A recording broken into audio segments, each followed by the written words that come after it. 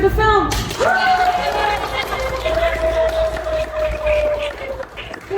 I've already learned a lot today. I learned how to tie a tie just a few minutes ago. So I think that's an indication of a good start. So, let's see. Welcome to what not only is the presentation of the century, but is also the trial of the century. The great case of book versus movie finally makes it to the court. We all file in, eagerly anticipating what we're about to learn today. There's been nothing but talk of this for months in our little small Alabama town. So please, will you rise for Judge Charity? Thank you. Please be seated. As many of you have gathered, I am Charity. I'm the book curator at Artifacts. And the way that these proceedings are going to go is first we are going to hear from the prosecution, represented by lawyer Charity, making the case of why books are better than films. Then we're going to hear from the defense, represented by lawyer Charity, who's going to explain why films get a bad rap. That's maybe a movie plan, I hope you appreciate that. After which we will break into, you, the jury, will decide what the verdict is, and then we will break into the gallery where there will be lots of really fun activities to kind of detox after all this really intense courtroom fighting. There will be some time at the end if you do have questions or things that you'd like to say, but just make sure that this doesn't go longer for everybody than it needs to. We won't make everyone sit down for that. So again, if you just come and talk to me after this, really fine. But if not, we'll just make our way to the gallery. All right, without further ado, lawyer Charity, you have the floor. Thank you, Judge Charity.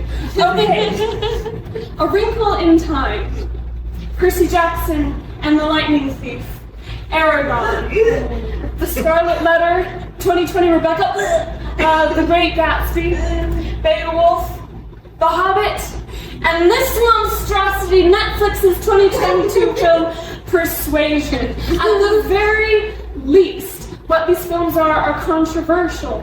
They maybe have rubbed a lot of fans of the books the wrong way. At the very worst, they are just complete desecrations of the source material that they're based off of. For just an example of how bad a film can treat the book it's based on, let's just take a little look at 2022 Persuasion. I'm going to have to leave some room for this bit. And realizing you've got much further to fall.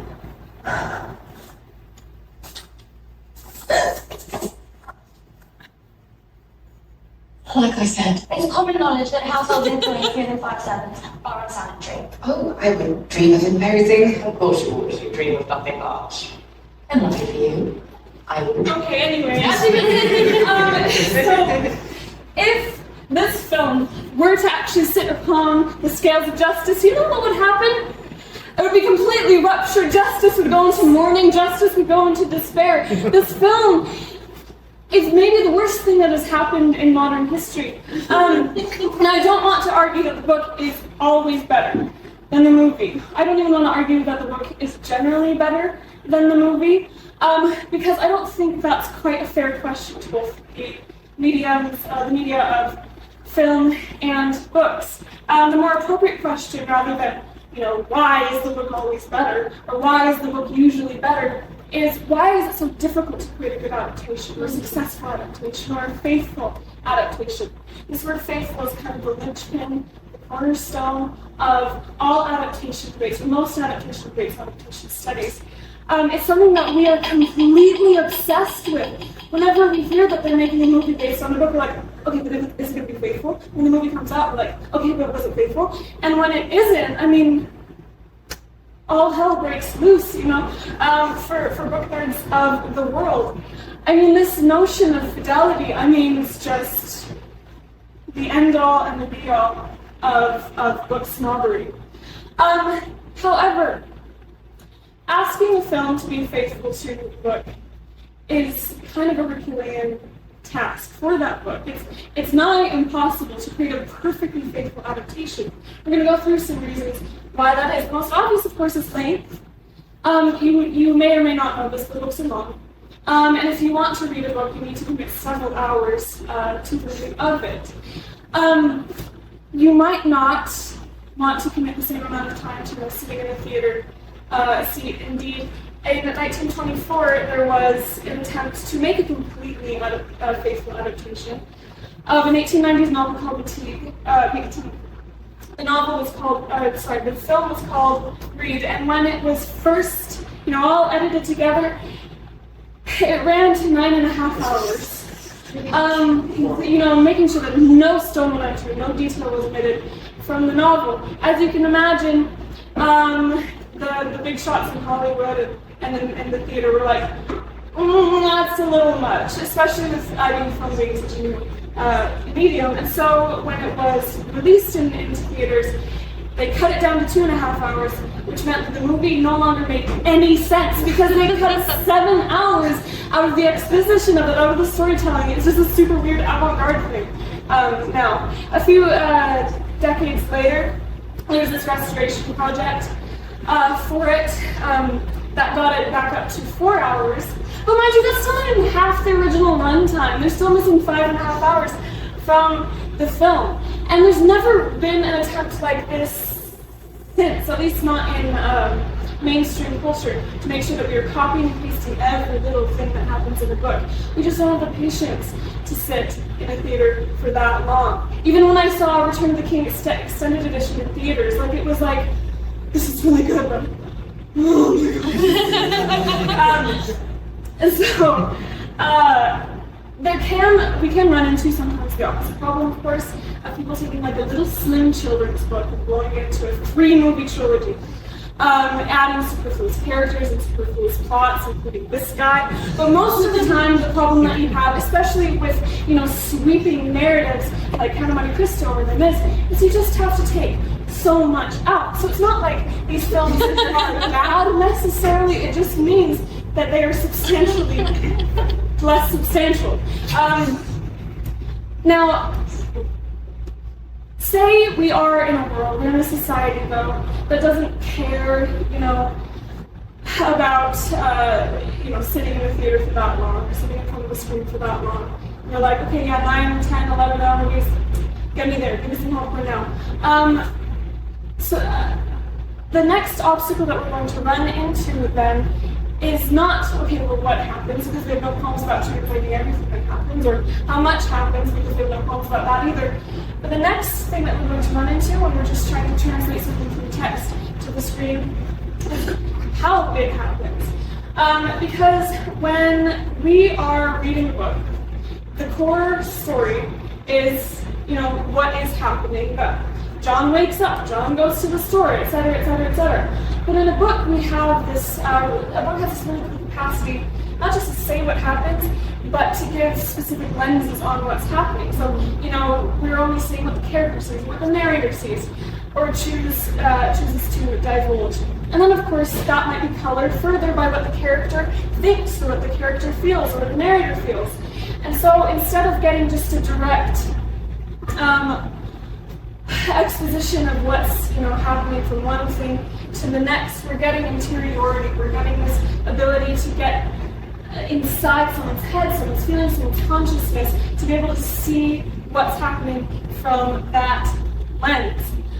Now, movies know this, that this is something that is distinct to books.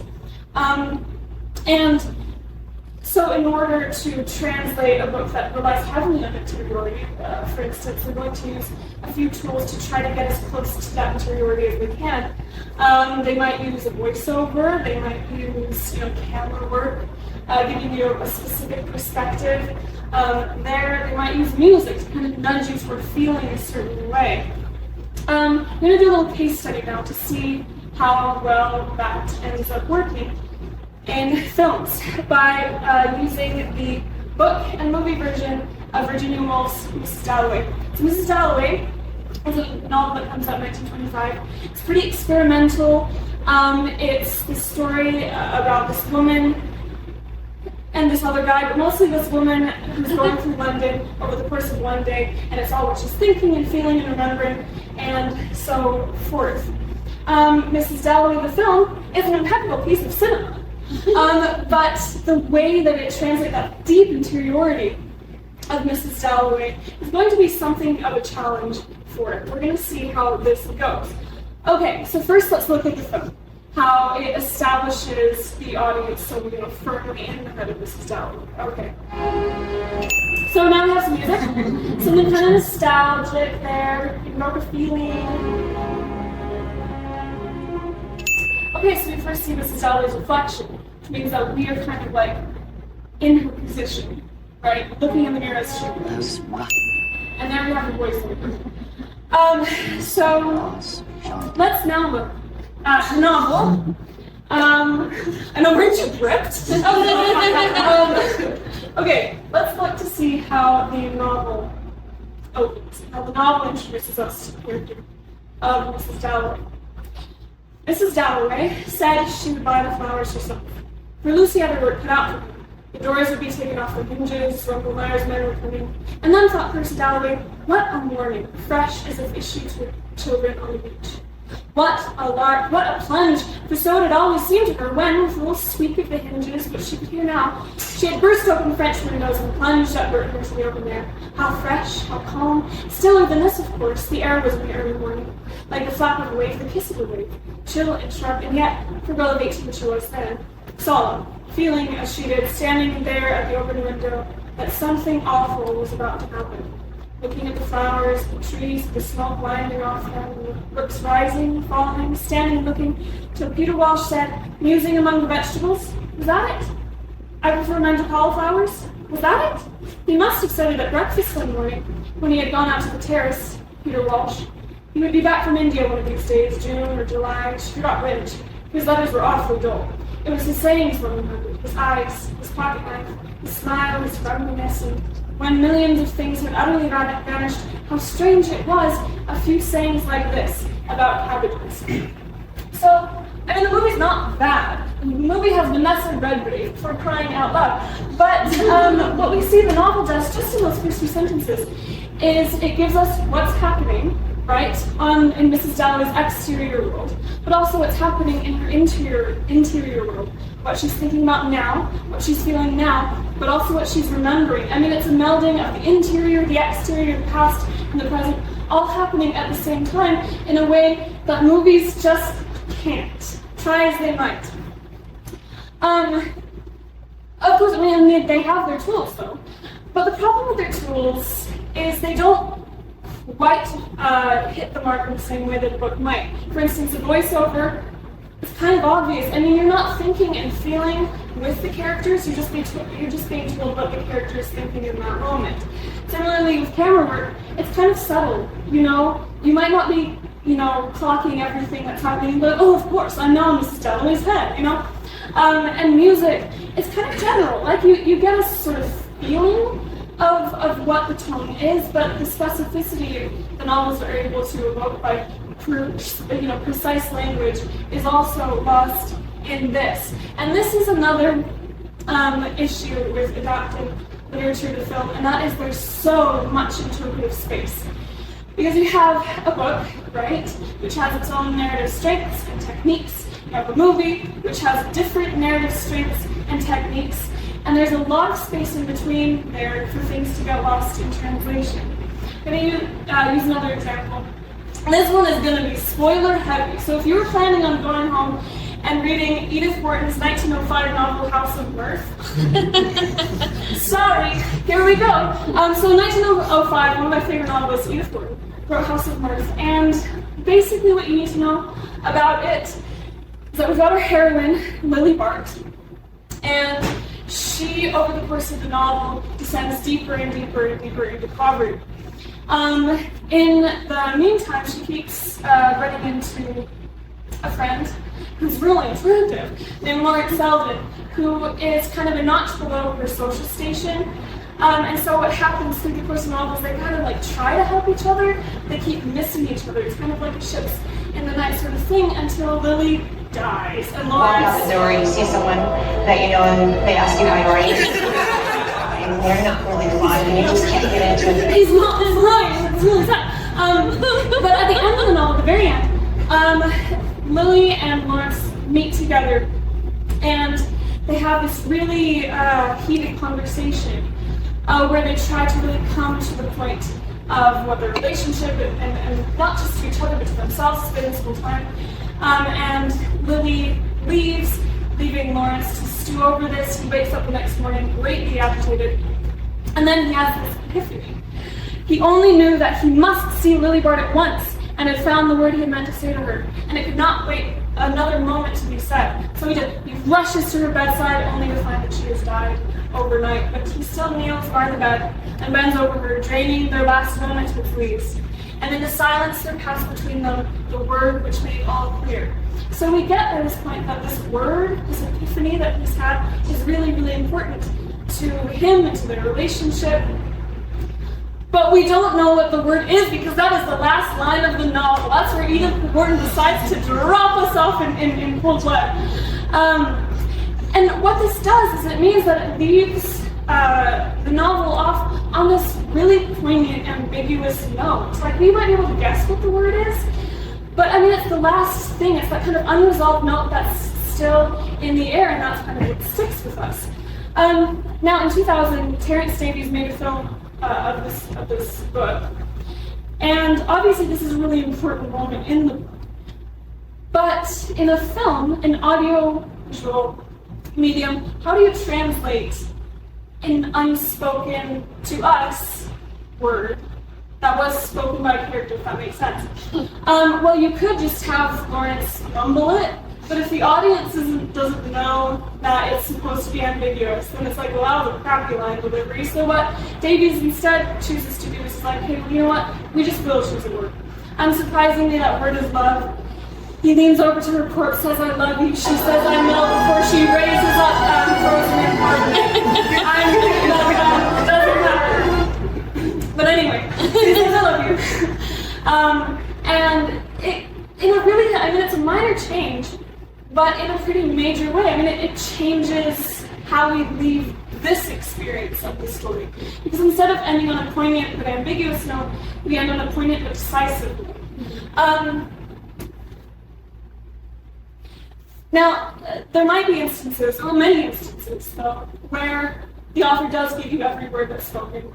And so you're able to, you know, if you want to, copy and paste all the dialogue from the movie, or from the book into the movie. But this still leaves a lot of wiggle room. Because if we look, for instance, at what a bunch of famous people are going to do, if you have even just a really simple phrase, like to be or not to be from Shakespeare's Hamlet, there are a lot of different ways to approach that as soon as you speak those words. Let's see how they do it. To be or not to be. Yes, but if you don't mind a note, or to be, or Try this. To be or not to be, that is the question. no, Don't lose focus. To be or not to be, that is the question. no, idiots. To be or not to be, that is the question.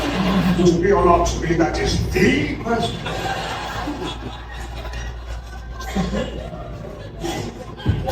To be or not to be, that is the question. I see you now, so as you can see, the words are the same. You're speaking the exact same words, the words that appear on the text, but as soon as you speak them, you're interpreting them in some way. You're choosing what to emphasize, you're choosing when to pause, when not to pause. And so when you're reading it in your head, though, every single interpretation that can exist. You can interpret it the way you want to, slide it over the person sitting next to you. They'll read it in the way they want to. The text hasn't changed, but because of the work that can happen from, going from here into here, I mean, there's an infinite, number of possibilities in what this sentence can be. But as soon as you get one actor or one director saying this is how it is, you limit it to a single interpretation, a single reading.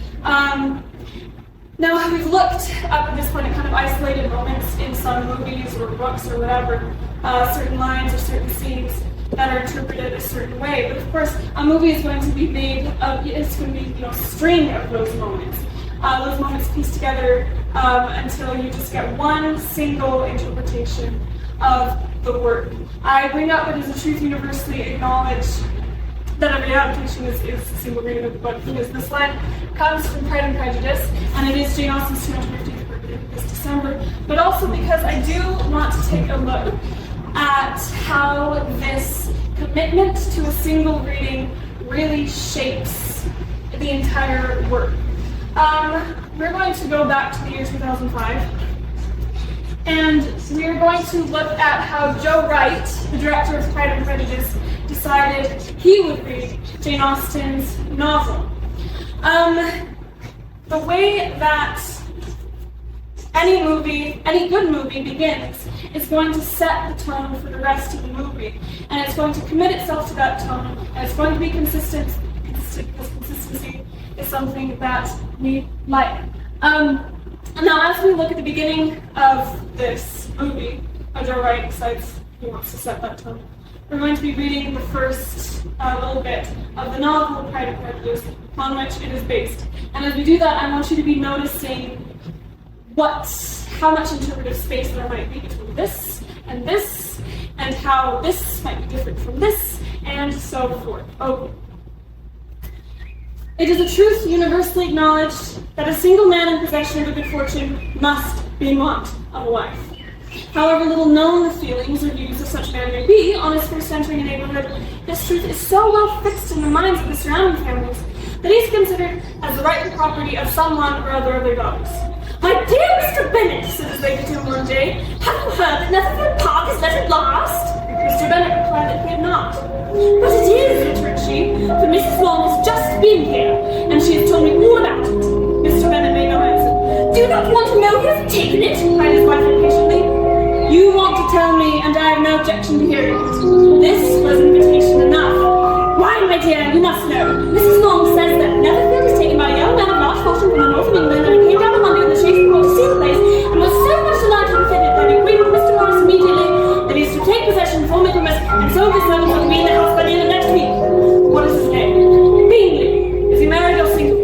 "Oh, single, my dear, a single man of large fortune, 4,000 or 5,000 a year. What a fine thing for our girls. How so? How can it affect them?" "My dear Mr. Bennet," replied his wife, "how can you be so tiresome? You must know that I'm thinking of marrying one of them. Is that his design in settling here?" "Design? Nonsense! How can you talk so? But it is very likely that you may fall in love with one of them, and therefore you must visit him as soon as he comes."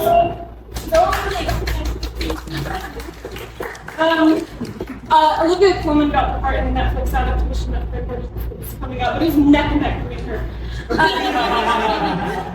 So as you can see, the movie opens. Lush, beautiful sunsets, romantic piano begins to play overhead, and it carries on in that really beautiful lush tone through the rest of the scene. What Austen does in her novel is she begins with a joke, because it is not, in fact, a truth universally acknowledged that a single man in possession of large fortune must be in want of a wife.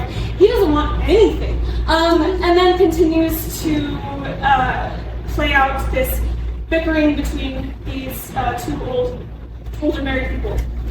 Very different tone from what Joe Wright does. Now, I want to say for just a second that a good adaptation is not the same thing as a good film. I think the 2005 Pride and Prejudice is a very good film. Cinematography is beautiful. The score is beautiful. The casting, for the most part, is really good. But is it a good? Yes. Who's the bad guy? We'll talk about that later. Yeah, come join me after. But is it a good adaptation? Well, I mean, that's debatable, right? Because for me, I mean, Jane Austen, she very firmly establishes in the beginning of this book, this is funny, this is a comedy, this is a social satire. Whereas the movie is like, no, this is about love, you know? And this just illustrates to me that film does have to make concrete choices. Love it or hate it, it has to interpret something a single way in order to be consistent, in order to be good, in order to hold its own as a film, as an independent piece of art. Now this leads me to the fourth issue with adapting literature to film, and that is snobbery. You might call it respect for the source material, you might call it gatekeeping, you might call it sensitivity to what the author is trying to do, you might call it hypersensitivity to what the author is trying to do. In any case, classic or popular novels, and especially classic novels, are scrutinized to no end by people who have a really, really solid idea of what a film version is supposed to look like. And I want to emphasize that these classic novels do particularly suffer from this, because if we go back to like the last Oscars, like, did you know that all but 2 of these films are based on books? Maybe you knew some of them, but the point in this is, if it's not a novel that people are reading, they don't care, you know, how faithful the film is, so long as the film is good as a film itself. There's a lot less kind of intellectual snobbery there. But the problem with classic books and popular books, but classic books especially, is they've already passed the test of time. They've already done their time, whereas the movie hasn't had a chance to do that yet. They also have an existing audience and an impassioned audience, an audience with really, really strong opinions. And not only is there a book that exists, you know, to kind of judge and compare, but there are also often existing films that existing films as well. I mean, how many times have you heard, do we need another Pride and Prejudice? Do we need another Little Women? And then, of course, these books are supposed to be great. And so the films should also be great. I mean, the bar is just set so high for these poor little movies. And again, I just want to go back to this truth universally acknowledged that every adaptation is a single reading of the book. Because a reading like this works for a lot of people. They're like, yes, Pride and Prejudice, delicious, rain and, you know, brooding and pining and dark academia and other landscapes and things. Like, for a lot of people, this is what Pride and Prejudice is. Or at least has been since Joe Wright said in 2005 that that's what it is. But not for everybody. For some people, this is a really contentious issue. Some people, they would, you know, go to war actually over this point. But I do want to pivot here for a second, because I mean, obviously, this is going to be an issue with every film that's made based on a novel that a lot of people have an opinion about. I mean, we see that with the upcoming Wuthering Heights film that's coming out next year. A lot of people are really angry about a lot of things that are happening in the production of this movie. I mean, one of the things, so Wuthering Heights is an 1847 novel by Emily Bronte. Its 2 lead characters are Heathcliff, who is this outcast. He's kind of ethnically ambiguous, and that's a big part of the story. And then there's Kathy, who's this 17-year-old hellion. And what the casting director did for this film, she looked at that and said, okay, I've got it. I'll choose a white dude for Heathcliff, and I'll choose 34-year-old Margot Robbie for Kathy. And a lot of people are really upset about this. But I think a big difference between the discourse surrounding like Wuthering Heights, for instance, and Pride and Prejudice is, one, we already know that there is the perfect definitive version of Wuthering Heights, and that's Kate Bush's 1978 song. But the other thing is how the filmmakers themselves have contributed to this discourse. This is the casting director kind of giving her defense on why she made the choices that she did. And there's a glaring issue to me in this, and that is this line. This line, she says, it's just a book. And everyone went, because ideally what you're doing is when you're adapting a film or a book, especially a book that a lot of people like, is you're going to go, okay, what makes this good? What makes this beautiful? Let's turn this thing inside out, and let's try to figure out what taps into, the greater humanity in this novel rather than it's just being a book. What you ought to do, what a filmmaker ought to do, is look at the book and say something like this: that the film is made with massive amounts of love and attention to the source material and a really open-hearted respect for the author, whomever that author may be. There's been no attempt to dismantle the original material. And I do think this has been done, even in recent years. And look at the 2019 David Copperfield, 2020 Emma, 2019 Little Women, 2023 Are You There, God? It's Me, Margaret, 2015 Far From the Madding Crowd. Oh. They're listening. What it cannot be said of is actually, ironically, where this quote comes from, and that is the director of the 2022 Persuasion, who's, again, film is just a monstrosity because this is a lie. She does dismantle the original text. There's no love for Jane Austen in this movie. And I'm not the only one who feels this way, okay? Like, it's just a bad film. But she does hit the nail on the head further on in the interview when she says people have really strong opinions about Jane Austen. I wonder who those people might be. And they feel an enormous amount of ownership. Almost every adaptation gets some pushback. And that's true because, again, everyone's coming into it with their own version of the movie in their head. And when it doesn't compare in the right way, then they have strong feelings about it. But I will say that while it is true that almost every adaptation gets some pushback, some adaptations get more pushback than others, and some adaptations, like the 2022 Persuasion, deserve it. So why is it so difficult to create a good adaptation? I mean, there's the length, obviously, but then there's also just the primary differences between these two media.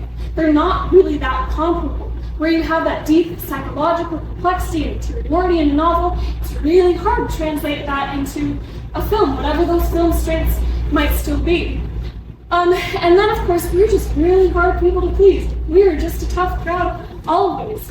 Okay, so Lawyer Charity will now begin her impassioned defense of books. Please, Lawyer Charity, you have the floor. Thank you, Judge Charity.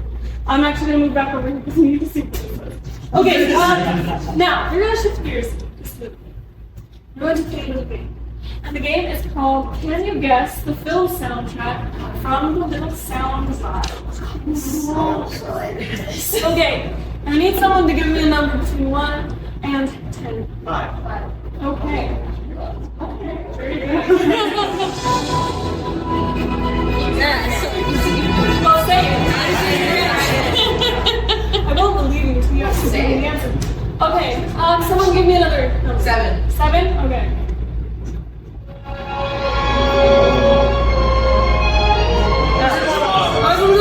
Yeah. Okay. Another number? 2. Okay.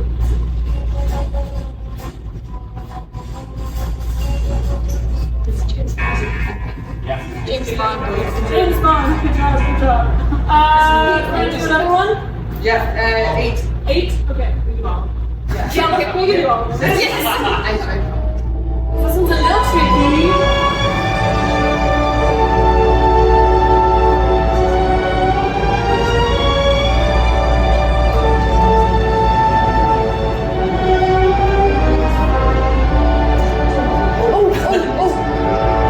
Lawrence of Arabia. Yeah. Okay.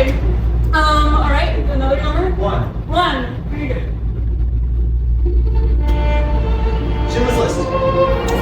You said that too happy for what it is.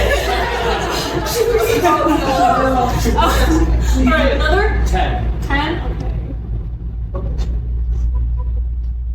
Okay. Super Life of Walter Okay. Mitty. Okay. 3.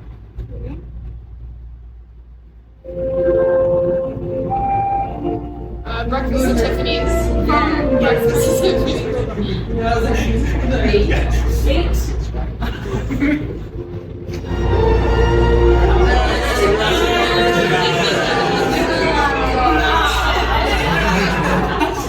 Exactly. Took the words right out of my mouth.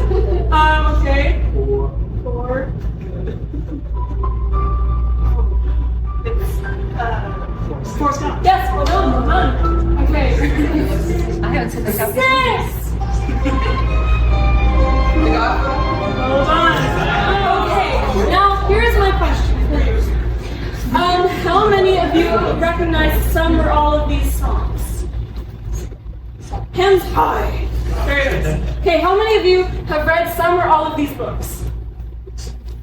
Okay, I'm really glad that this worked to the point I was trying to make, and the point is that, I mean, we have these books, I mean, these books here that have been made into films, other books that have been made into big films, big franchises, that even if you haven't read, you've probably come across in some way, like Twilight, because more people just watch movies than read books. They have a wider appeal. They have, dare I say it, a universal appeal.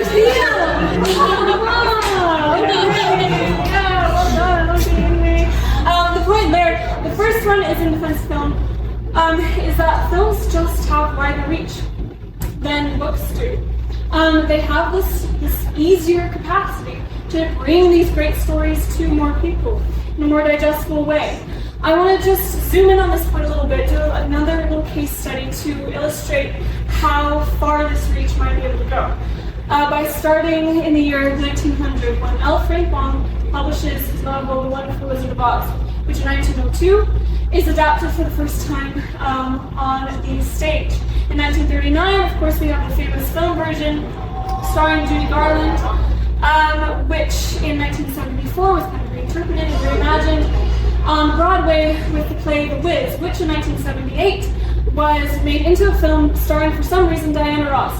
In 1979, the Smithsonian acquired the movie Slippers from the 1939 film, which now has its own room. It's the only thing in that room, the Slippers. It's a little bit ridiculous, but there it is.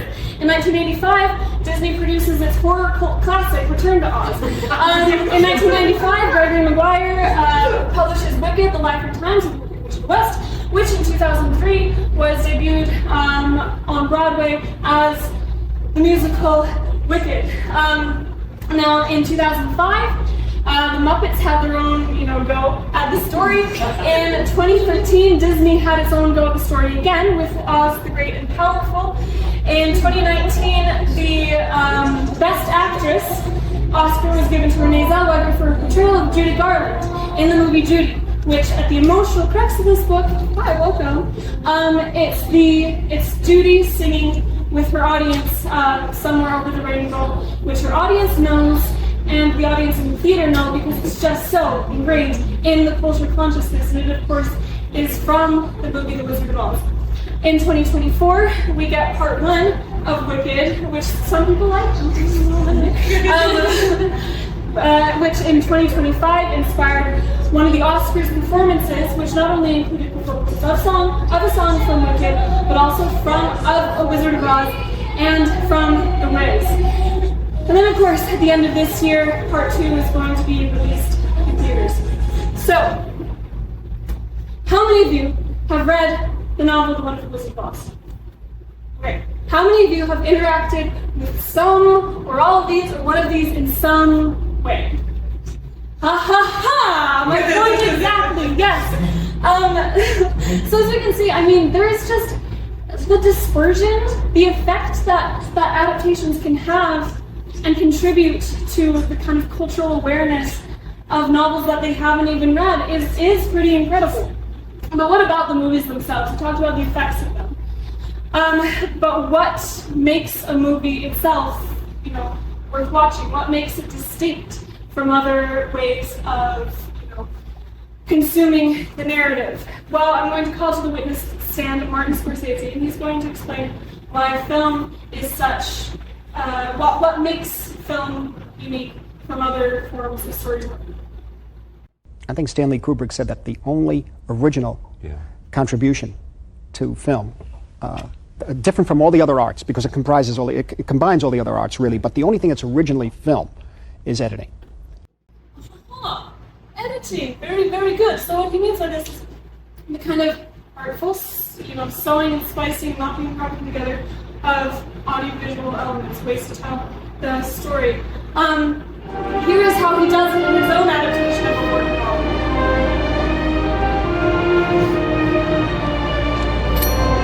And the effect it might have on the audience.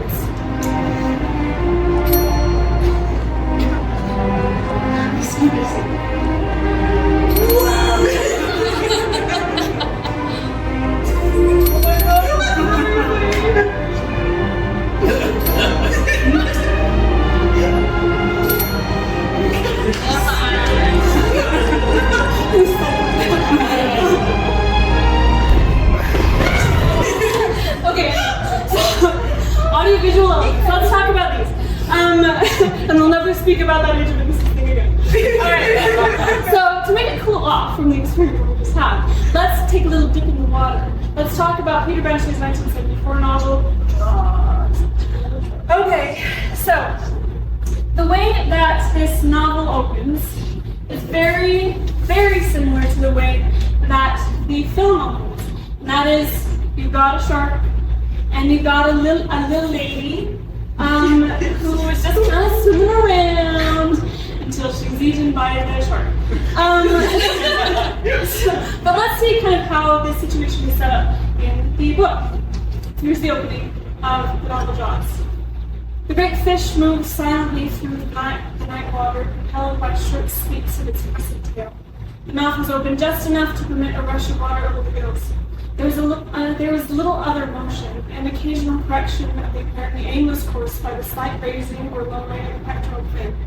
As a bird changes direction by dipping one wing and lifting the other, the eyes were sightless and black, and the other senses transmitted nothing extraordinary to the small, primitive brain. 100 yards offshore, the fish sensed a change in the sea's rhythm. It did not see the woman, nor yet did it smell her. Running within the length, and I'm skipping forward a little bit. Running within the length of its body were a series of thin canals filled with mucus and dotted with nerve endings. And these nerves detect the vibrations that signal the brain. The fish turned toward shore. The woman continued to swim away from the beach, stopping now and then to check the position by the light shining from the house. The tide was slanting, so she had not moved up and down the beach. She was tiring, so she rested for a moment, treading water, and then started for shore. The vibrations were stronger now, and the fish recognized prey. The sweeps of its tail quickened, thrusting the giant body forward with speed that agitated the tiny phosphorescent animals in the water and caused them to glow, casting immense sparks over the fish. But the way that we get sucked into this novel is this kind of microscopic look at the shark. We're so in its head, we're feeling exactly what it's feeling. I mean, it's such an immersive kind of sensory look at this animal as it's approaching this woman. What the film does, though, is a very different approach. We never see the shark, actually. Instead, what we see is maybe what the shark is seeing, this kind of wide open blue of the ocean. And of course, the naked lady, so we'll just clean up, swimming in the water before the nap is up. But it's not just the shot of the ocean that we're seeing that's kind of evoking this, suspense or this feeling of being inside the shark's mind. It's also the music. Now we're going to look at a slightly censored version of the opening of Jaws, the film, and you're just going to kind of do that little comparison in your head between that and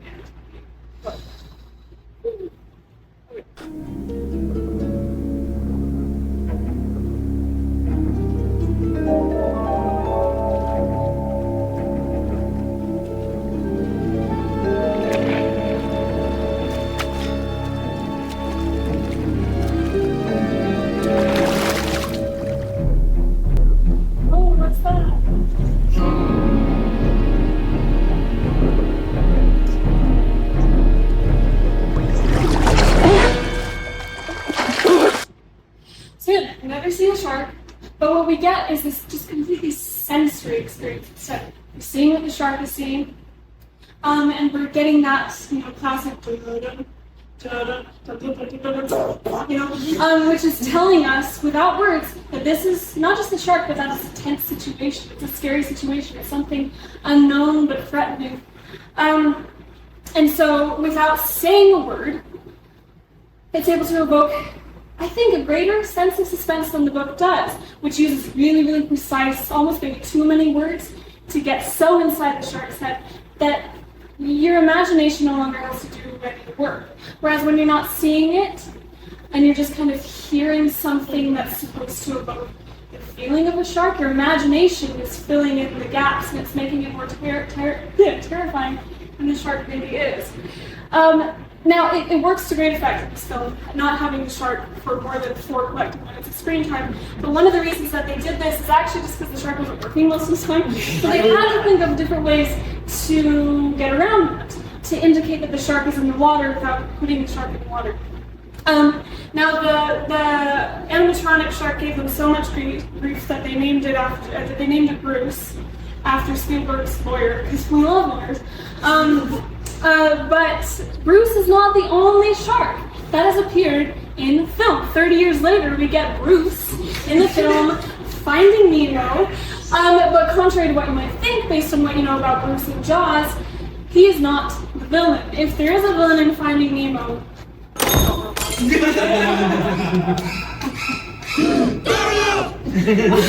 okay, now, one of the great cues, because this is the first time that we see Darla in the flesh, one of the great cues of us knowing that she is the villain is what we hear, what the music is doing over top her entrance. Now we're going to go back, just listen very closely to it. Okay, so we get screechy violins. Where have we seen this before? I don't know.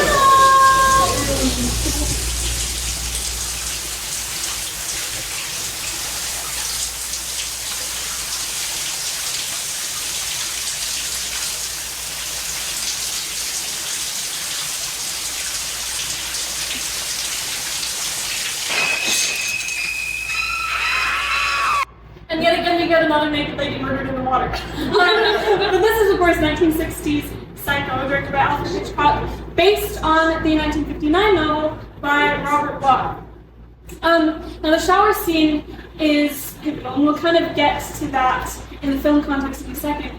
But, of course, it's pivotal in the novel, too. There's this real turning point, but the way that it's portrayed in the book is markedly different from the way that it is in the novel. Again, it's the same basic things that happen. There's a woman, there's a naked woman, she's in the shower, she gets stabbed, she screams, she dies. But the way that this situation unravels is as following. So we get she's Mary in the book, Marion in the film. We get her in the shower, she kind of sees this head appear through the curtains. It's the face of a crazy old woman. Mary started to scream, and then the curtain parted, and the hand appeared, holding a butcher knife. It was the knife that, a moment later, cut off her scream and her head. And that's where the chapter ends. Now, Robert Bloch later would say of this effect, now that's a shockaroo. Because that's what it is. It's less played for suspense or played for terror, and more just sheer shock factor. Whereas in the film, we get about 40 seconds of these manic shots of the shower head and the blood running down the shower and the knife and the woman screaming. And, of course, that otherworldly, terrifying music. And let's just see what kind of effect the music really has on it. Here's the shower scene without it.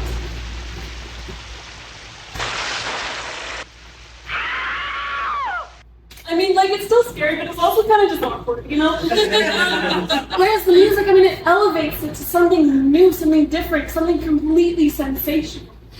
And as a note, if you are interested in seeing how film scores intricately work in movies, I would recommend this podcast.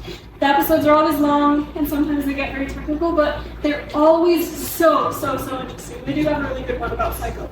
And Jaws. All right.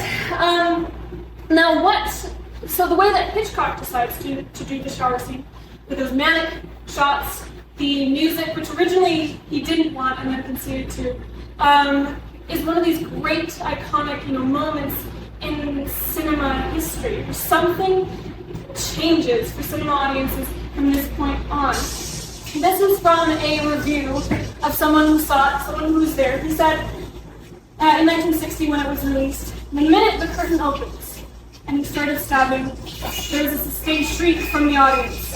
We couldn't hear anything of the soundtrack through the entire shower scene. It was actually the first time in the history of movies where it wasn't safe to be in a movie theater. The way that this scene is just so invasive and so purely, sensory and sensational is just so beyond what a book, and the book that it's based off of, can really do. Because one of the strengths of movies is they're able to so completely control what we hear, which a book just can't. And also what we see and what we don't see, and what we also know we're not seeing. I mean, it forces us to fill in all of these gaps, while it's just giving us that physical sense of presence and immediacy that, again, books just have a harder time doing. Now, if we want to talk about just completely mortifying sense of presence in a film adaptation, let's look no further than Judith Anderson's performance as Mrs. Danvers in Hitchcock's Rebecca, based on the Daphne du Maurier novel, where in the novel, she's still a scary presence, she's still lurking and looming around every corner, but I mean, look at that! Like, just the way that she just stands there, the way that she uses her physical shape, her physical presence, without saying a word, is just, it's evocative, it's terrifying. And another thing, too, is that it's not just that we're getting Mrs. Danvers filtered through the narrator in Rebecca, we're just getting Mrs. Danvers filtered through our own senses. There's no middleman between us.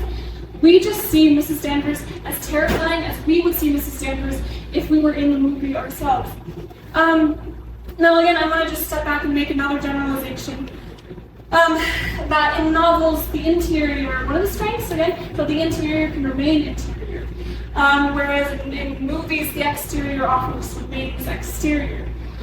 I mean, but sometimes, as we've seen, that this can be a strength. When there's distance, this insurpassable boundary between us and the characters and what's happening, I mean, we're so in it, and we can fill in those gaps and things that we're just not told, in the same way that we're told things in novels. And then, of course, there are moments, too, when the interior in film becomes exterior. We suddenly see the exterior broken through. We see Emma Thompson cry, as she does so beautifully so many times. Okay, but what about language, though? Like, okay, we get it that it's really cool that movies are able to do things without saying a word. But one of the great strengths of books are the words, you know? I mean, that's what a book is made of. And, you know, really poetically words strung into really poetic sentences, things like that. We love that. And for some novels, that's a really, really distinct feature. That's a huge bulk of what makes some novels that novel. For instance, The English Patient is one such novel. Every sentence is just so heavily perfumed by poetry. And it makes the reading experience just an aesthetic experience, a beautifully aesthetic experience, regardless of what's actually happening on the page. Which, to some people, like Elaine Bennis, is nothing. Nothing is happening on the page. But this is where I want to say interpretive space is actually a really cool and really useful thing when we're adapting literature into film. For instance, if we're looking at a novel like The English Patient, where one of its defining characteristics is lyrical prose, and we want to be able to translate something like that onto film, so that's one of the film's defining characteristics, there are two ways that we could approach this. We could go the really literal route. Well, okay, well, what is the prose? What is the prose saying? Okay, let's just copy every detail, every description over, and that'll be good. That'll cover it. Or we could go that more abstract, but more effective route, and go, okay, well, how do we translate the lyricism instead? And this is where we get films, you know, audio-visual strengths coming in full and very effective force. Like the cinematography of The English Patient is masterful, it's beautiful. In the same way that when you read the novel, you're just kind of drinking in this poetry, you're sitting and watching this movie and drinking in the poetry of the visuals. Add on top of it music, and you get not the same completely immersive sensory experience that you get in the book, but one that's comparable enough, the way it's making you feel is similar to how you read it. Because if you want to create the magic of a film, of a book, or the drama of a book, I mean, you can do that in audio-visual ways as well. Again, it's not a direct translation, but it's an essential translation. It's a translation of the essence of the thing.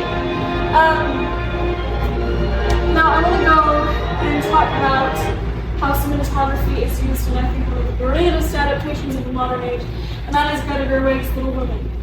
One of the distinct features of this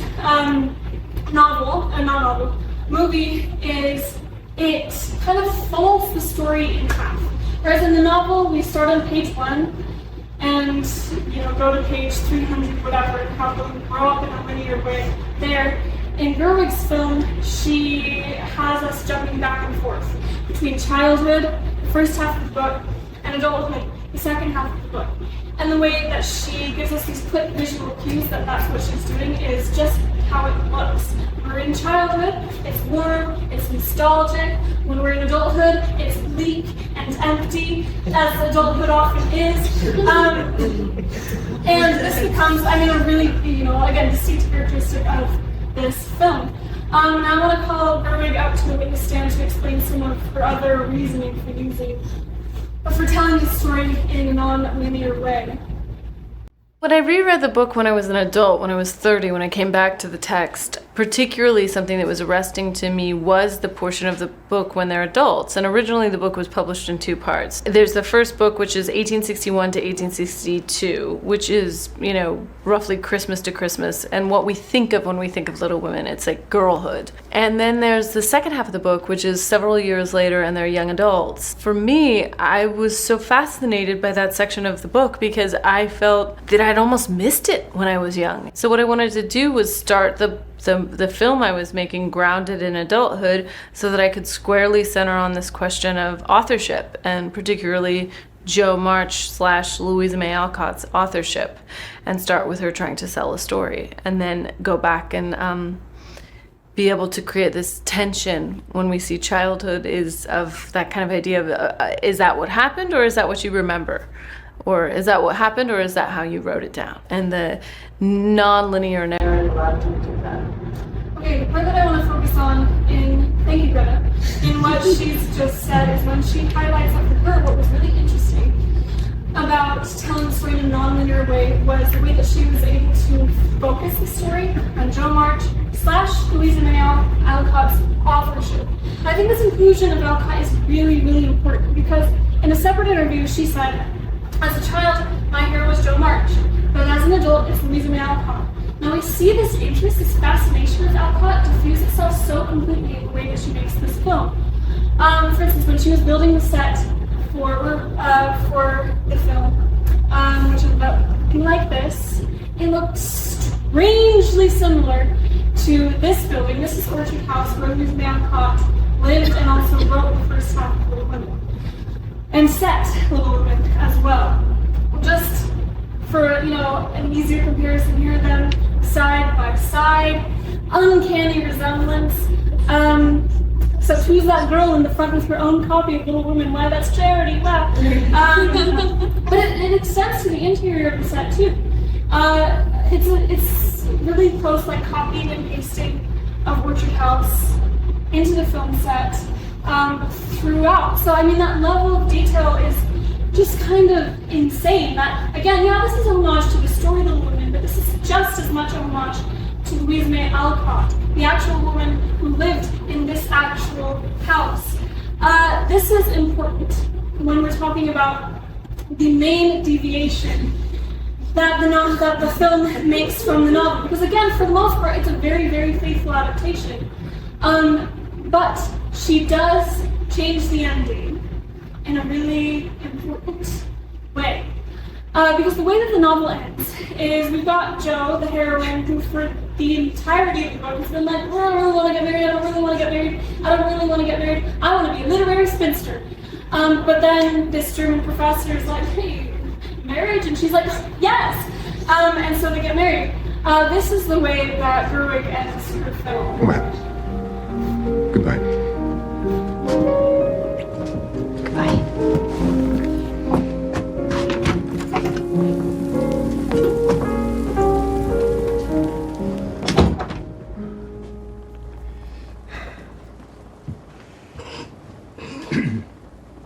What? Why are you all looking at me like that? What a wonderful man. I hope he comes back. He would make a terrific friend for me. Oh, Father, he wasn't here for you. No. Joe, you love him. What? No, I don't. Yes, you do. So they go and chase after him. Good fun. All right, go. Out.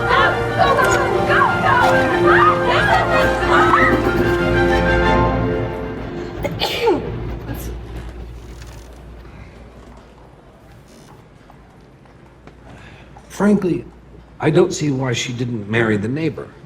Well, because the neighbor marries her sister. Right. Of course. So, who does she marry? No one. She doesn't marry either of them. No, that won't work at all. Well, she says the whole book that she doesn't want to marry. Who cares? Girls want to see women married, not consistent. No, it isn't the right ending. The right ending is the one that sells. Trust me, if you decide to end your delightful book with your heroine a spinster, no one will buy it. It won't be worth printing. Well, I suppose marriage has always been an economic proposition, even in fiction. It's romance. It's mercenary. Just end it that way, will you? Fine.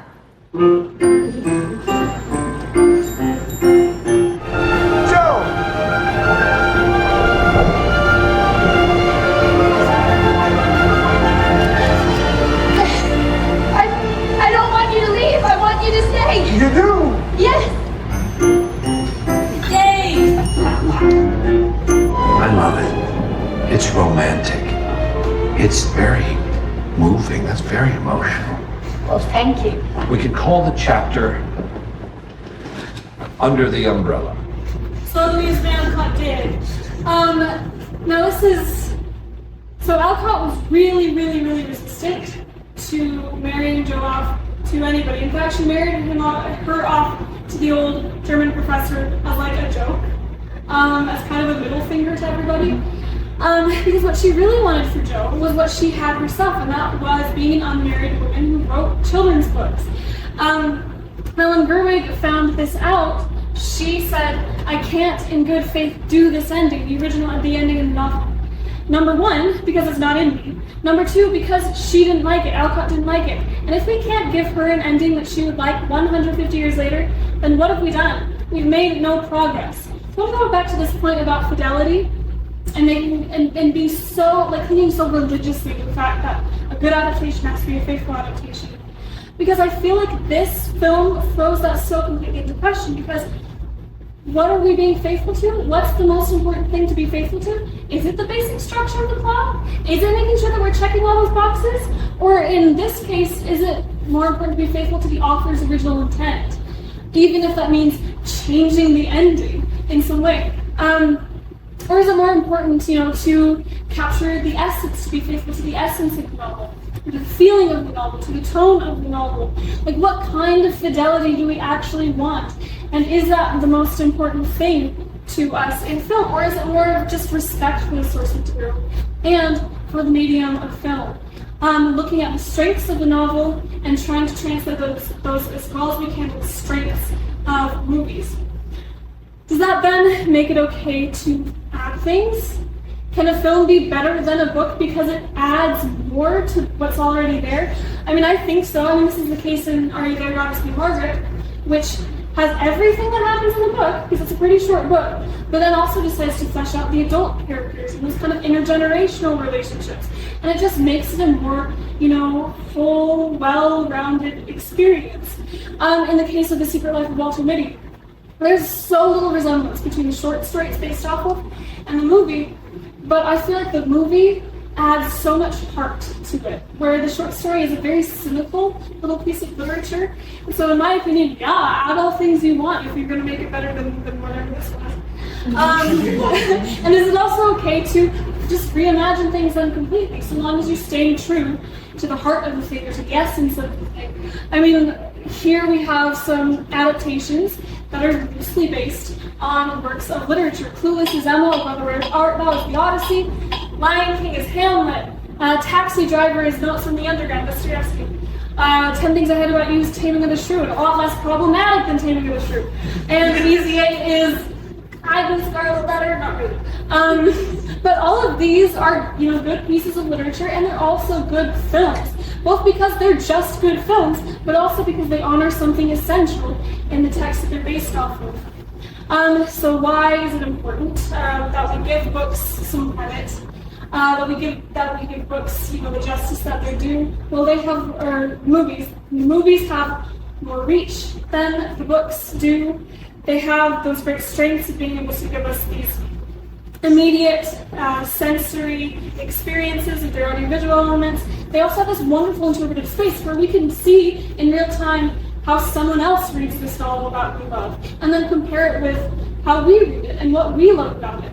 And then, of course, all with the caveat that respect is given, again, to the book and to the film.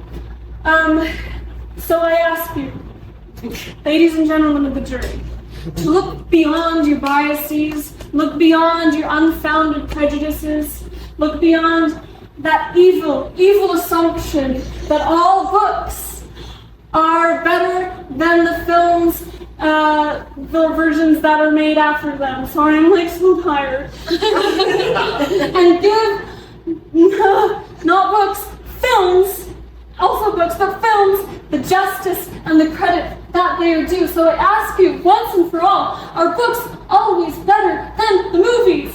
No! Thank you so much, my work here is done. Okay. Oh, and there's some inspiring music for you, just think about it. Okay, anyway. So some upcoming events at the store. We've got on July 25th, the print workshop.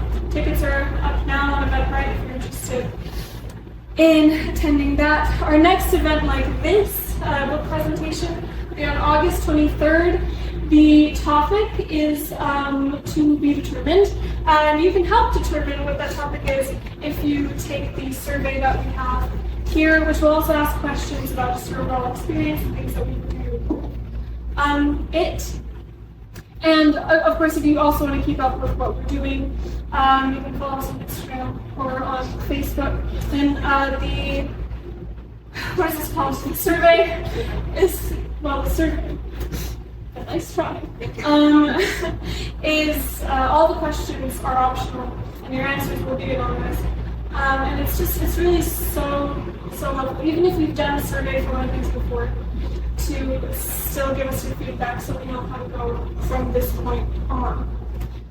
And with that, we can now transition to the next part of the evening. Again, if you have any questions or things that you want to ask, you can come to me after this point, but if not, we'll go over to the gallery, and to help us get in the party mood, who are we going to have? Jazzercise Fair! Age-old tradition. So yes.